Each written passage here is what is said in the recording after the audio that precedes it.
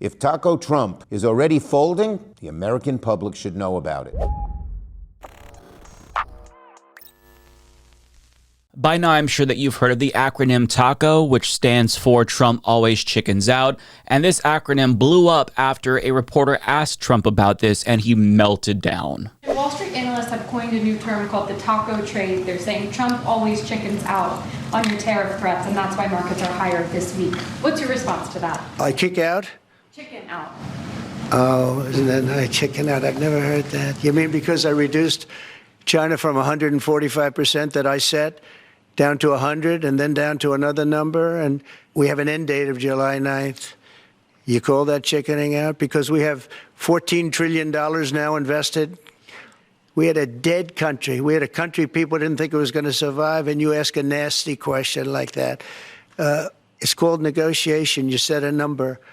We were basically going cold turkey with China. We were doing no business because of the tariff, because it was so high. But I knew that.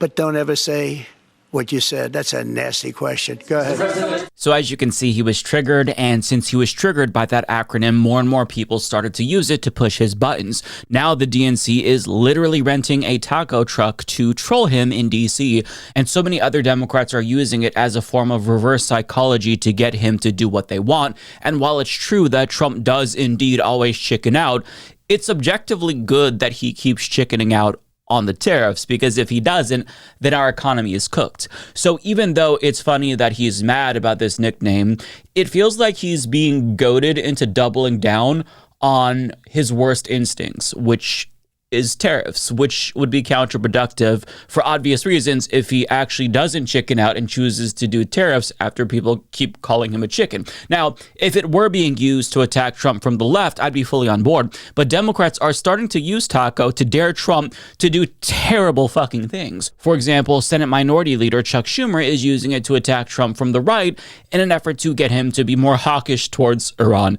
I'm not joking. And he released this insane video of him standing up to Trump for not being tough enough against Iran. Let's watch. When it comes to negotiating with the terrorist government of Iran, Trump's all over the lot. One day he sounds tough, the next day he's backing off. And now, all of a sudden, we find out that Witkoff and Rubio are negotiating a secret side deal with Iran. What kind of bull is this? They're going to sound tough in public and then have a side deal that lets Iran get away with everything? That's outrageous. We need to make that side deal public. Any side deal should be before Congress and, most importantly, the American people. If Taco Trump is already folding, the American public should know about it. No side deals. Chuck Schumer has done a lot of head-scratching things throughout his career, but this one breaks the what the fuck-o-meter. Let's recap.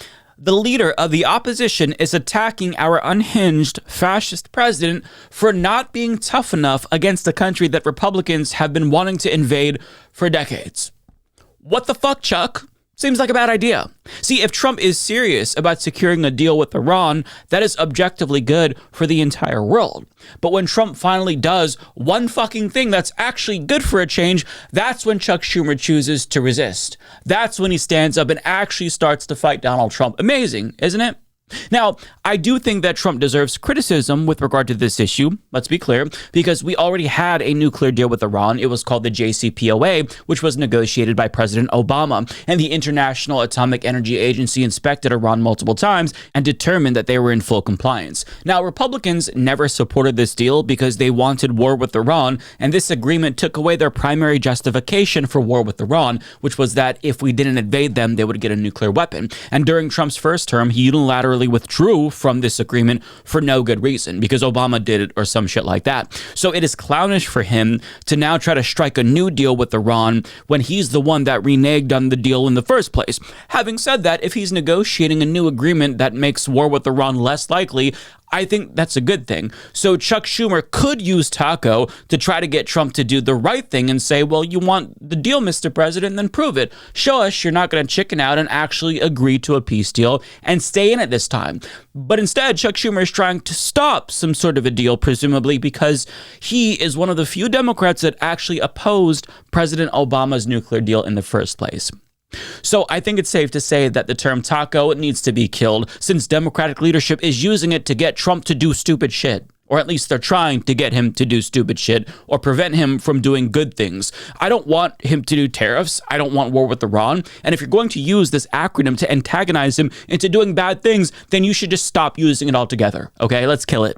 Now, with that being said, I do want Democrats to resist Donald Trump, obviously, and I want them to obstruct his agenda. But they have to do it in the right way. If he accidentally fucking does something good, get out of his way. I mean, we don't get instances where he usually does things that are good or even neutral. Almost every single thing that he's doing is bad. So in the one instance where he accidentally happens to be right, simply because he probably wants credit for something Obama did, just let him do that. But to be clear, Democrats aren't doing enough to resist him where it really matters, despite this taco shit. For example, New Jersey Congresswoman LaMonica McIver was charged for assaulting an ICE agent outside of a facility that she was inspecting, which is something that she can do as a member of Congress. She called the charges political, and she's absolutely right about that. The video of the body cam footage where she supposedly shoves an ICE agent shows her clearly getting pushed into the agent herself. It was a complete shit show, so I don't think that she shares any culpability here whatsoever. On top of that, an unnamed staffer for Congressman Jerry Nadler was temporarily detained by DHS after they reportedly blocked them from entering his office and inspecting it after they accused them of harboring rioters following a protest that broke out at an immigration courthouse that's in the same building as his office. Now, even if the individual did block them, they had every right to do that since DHS didn't have a warrant. So this is, again, purely political. And the fact that this fascist administration is detaining and charging opposition should alarm Democratic leadership. But when he was asked about what he plans to do about this, Democratic House Leader Hakeem Jeffries offered nothing but platitudes, bullshit, and word salad. Congressman Jerry Nadler said that DHS agents entered his congressional office on Wednesday without a warrant and handcuffed a member of his staff. This, of course, comes after the Trump Justice Department charged Democratic Congresswoman LaMonica McIver with obstructing ICE agents after an altercation at a facility in Newark, New Jersey. Now, I know you previously warned that the administration charging members of Congress was a, quote, red line. What are you doing now that the red line you talked about has apparently been crossed? Well, let me make clear that the House is a separate and co-equal branch of government, the Congress. We don't work for Donald Trump. We don't work for the administration. We don't work for Elon Musk. We work for the American people. And we have a responsibility to serve as a check and balance on an out-of-control executive branch. That's the constitutional blueprint that was given to us by the framers of the United States democracy that we have inherited over the last few centuries. And so we're going to continue to undertake our congressional responsibility, notwithstanding efforts by the Trump administration to try to intimidate Democrats. It's unfortunate that our Republican colleagues continue to be nothing more than rubber stamps for Trump's reckless and extreme agenda. And the American people, I think, will ultimately reject that next year when we will take back control of the House of Representatives. In the meantime, in terms of how we will respond to what Trump and the administration has endeavored to do, we will make that decision in a time, place, and manner of our choosing, but the response will be continuous and it will meet the moment that is required. In other words, he doesn't have a response right now, but he's going to come up with one, and it's going to be really, really good. Just you wait. This is one of two leaders of the resistance. The Trump administration is levying bogus charges against his members, but he can't just come up with the response on the spot. He has to script it and refine it and then focus group test it and then memorize it. And only then he'll be able to comment on the fascist takeover of our government. He can't just say something right then and there. He's got to say it's coming. What the fuck? And I love how in response to a serious question, he starts off by talking about the role of the House as a co-equal branch of government, as if he knows he's going to be expected to talk at length about something this serious, but doesn't have much to say since he hasn't scripted anything yet. So he's got to pad his answer with superfluous bullshit like that.